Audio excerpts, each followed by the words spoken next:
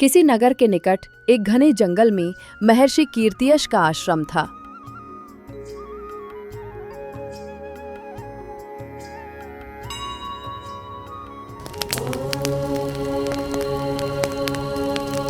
आश्रम में शिष्यों को वैदिक शास्त्रों के ज्ञान के साथ साथ आर्थिक लाभ और आत्मरक्षा के कौशल का भी प्रशिक्षण दिया जाता था। सभी शिष्य आश्रम में सुखपूर्वक रहते थे। सभी शिष्यों को दैनिक कार्य भी सौंपे जाते थे, जैसे सुबह आश्रम की सफाई करना, गायों का दूध निकालना, गायों को जंगल में चराने ले जाना, आश्रम के खेतों की जुताई करना,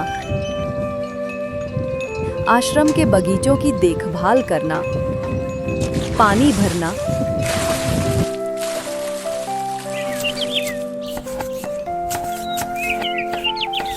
भोजन बनाना आदि।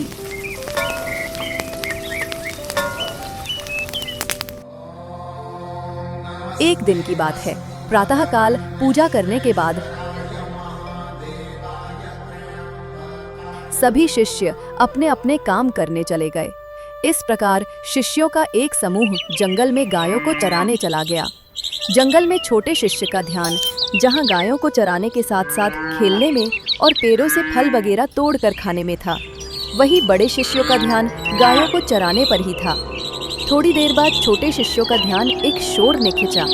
ये शोर कुछ पंछियों के समूह का हो ऐसा लग रहा था। ए भाई जरा सुनो, ये कैसी आवाज आ रही है? ये तो चिड़ियों के चहचहाने की आवाज है। नहीं, ये आवाज कानों को मीठी नहीं लग रही। पक्षियों को जरूर कोई परेशानी होगी। देवांश और केशव, तुम यही रहो और गायों का ध्यान रखो।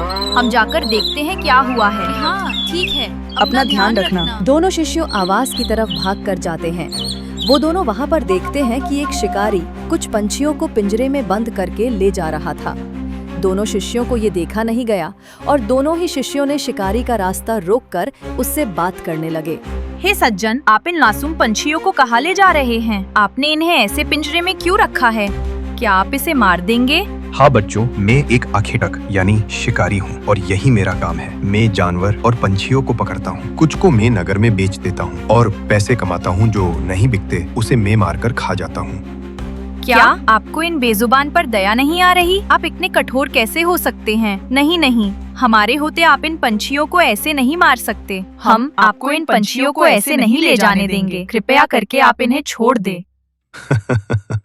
घोड़ा घास से दोस्ती करेगा तो घोड़ा खाएगा क्या? मैं अगर इन पंछियों को छोड़ दूं तो मैं और मेरा परिवार क्या खाएगा? हम क्या करेंगे? ये सोचा है आपने? इसका जवाब दो और इसका साधन हल दो तो मैं कुछ सोचूं। कुछ देर यूं ही मीठी नोक-झोंक चलती रही। दोनों शिष्य पीछे हटने को तैयार नहीं थे, मगर शिकारी भी अडिग था। दोनों शिष्य सोच में पड़ गए। तभी दोनों में से एक शिष्य आश्रम की ओर भागता है। मैं अभी गुरुजी को बुला के लाता हूँ।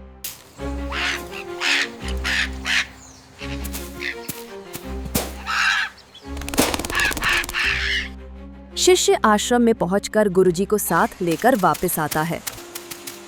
प्रणाम मुनिवर। सारा वृतांत दोनों पक्षों की सुनने के बाद गुरुजी ने एक हल निकाला।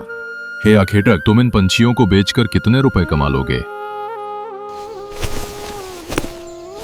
मुनिवर, यही कुछ 4 से 5 दिन का गुजारा हो जाए इतना। हम तुमको 6 महीने का गुजारा चल जाए उतना रुपए देते हैं। तब तो तुम पंछियों को छोड़ दोगे ना? महीने का? आपने तो समस्या ही दूर कर दी। मुनिवर, मैं आपका प्रस्ताव स्वीकार करता हूँ। शिकारी मुनिवर का आभार मानकर अपने रास्ते चल पड़ता है। इधर इस तरफ शिष्यों ने सभी पंछियों को मुक्त कर दिया। सभी पंछियां अपनी आजादी की खुशी मनाते हुए आकाश की ओर उड़ जाते हैं। सिर्फ एक तोता वही शिष्यों और गुरुजी के पास रह गया। क्या हुआ सुंदर तोते? अब तुम आजाद हो। तुम अपने घर जा सकते हो। जाओ, खुशी मनाओ और अपने घर लौट जाओ बिना किसी डर के। आज तो उड़की में खुशी मनाते हुए अपने घर चला जाऊंगा। आज तो मैं जिंदा हूँ, क्योंकि आज तो आप लोगों ने हमें बचा लिया। मगर कल, परसों या भविष्य में फिर से यही या दूसरा कोई शिकारी आएगा, फिर से हमें कैद करेगा, तब हमें कौन बचाएगा? हर जगह हर क्षण तो आप हमारी सहायता के लिए साथ नहीं हो सकते। यही विचार की वजह से ये आजादी का क्षणिक सुख मुझे खुश होने नहीं दे रहा। मुनिवर, क्या मेरे इस प्रश्न का हल आपके पास है? हे शुक, पहले ये बताओ कि तुम और दूसरे पंछी इस शिकारी के पिंजरे में आए कैसे?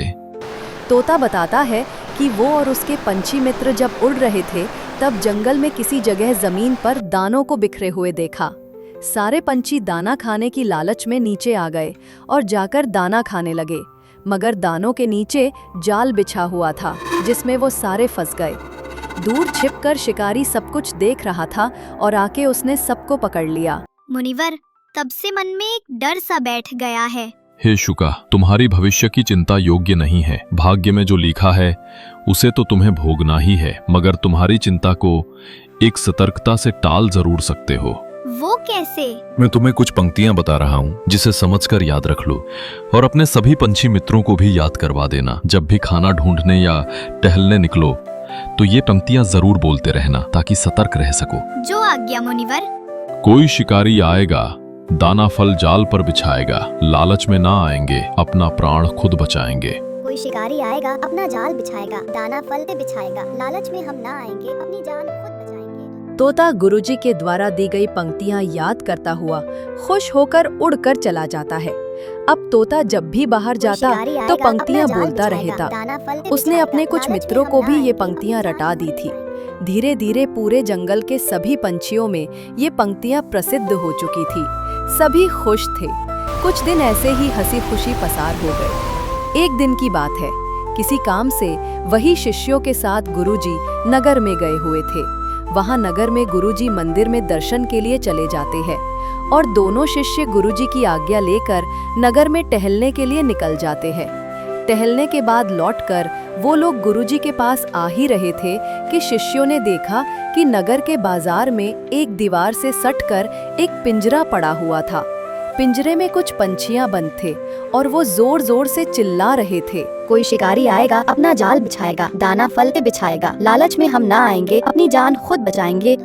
शिष्यों को बड़ा आश्चर्य हुआ। शिष्यों के दिमाग में तुरंत सवाल उठा, ये कैसे हो गया? गुरुजी की दी गई पंक्तियां तो इन पंछियों को बराबर याद है, ठीक से बोल भी रहे हैं, फिर भी ये पक्षियां फिर से कैद में कैसे आ गए? क्या गुरुजी की दी गई पंक्तियां बेकार हैं या कुछ और? कुछ देर देखने के बाद दोनों शिष्य गुरुजी के पास दौड़कर चले जाते हैं और गुरुजी को सब कुछ बताते हैं। गुरुजी सारी बात सुनकर सिर्फ मुस्कुराते हैं और अपने शिष्यों को कहते हैं, तुम्हारे प्रश्न का उत्तर वही पंछियां देंगे। जाओ और उनसे पूछो ये कैसे हुआ, और उनका उत्तर ध्यान से सुनना। उनका उत्तर तुम्हारे जीवन में उतारने लायक है, इसीलिए उनका उत्तर जानकर उसे समझने की कोशिश करना।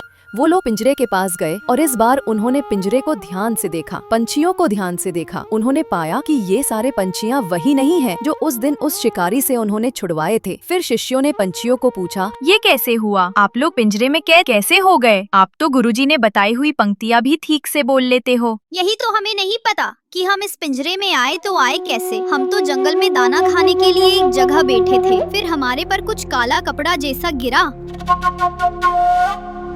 और अब हम यहाँ आ गए हैं। हमें तो ये भी नहीं पता कि ये गुरुजी कौन है, कौन सी पंक्तियाँ, कौन से बोल। अरे तुम जो ये गा रहे हो वही तो है हमारे गुरुजी की पंक्तियाँ। धत, ये पंक्तियाँ तो हमारे मित्र लल्लू कलुआ ने हमको बताई थी। उसने बताया थी कि ये पंक्तियाँ जादुई है, इसे गाते रहोगे तो किसी मुसीबत में नहीं फंसोगे। लल्लू कलुआ? उसको किसने बताया था? अब इतना सारा तो हमको नहीं पता, मगर ये बात किसी तोते ने किसी को सिखाई होगी। तो बात घूमती घूमती हमारे पास आ गई तो हमने भी रट्टा मार लिया। आखिर मुसीबत का जो सवाल था। शिष्यों का दिमाग तुरंत खुल गया। शिष्यों ने एक दूसरे की तरफ देखा, मुस्कुराए और पूछा, अच्छा, इस पंक्तियों का मतलब समझा दो जरा। मतलब हमको नहीं पता। हमारा काम था रट्टा मारना, वो हमने रट्टा मार लिया है। अब हमें ज्यादा परेशान ना करो और हमें ये पंक्तियाँ गाते रहना है ताकि हम इस पिंजरे से बाहर निकल सके।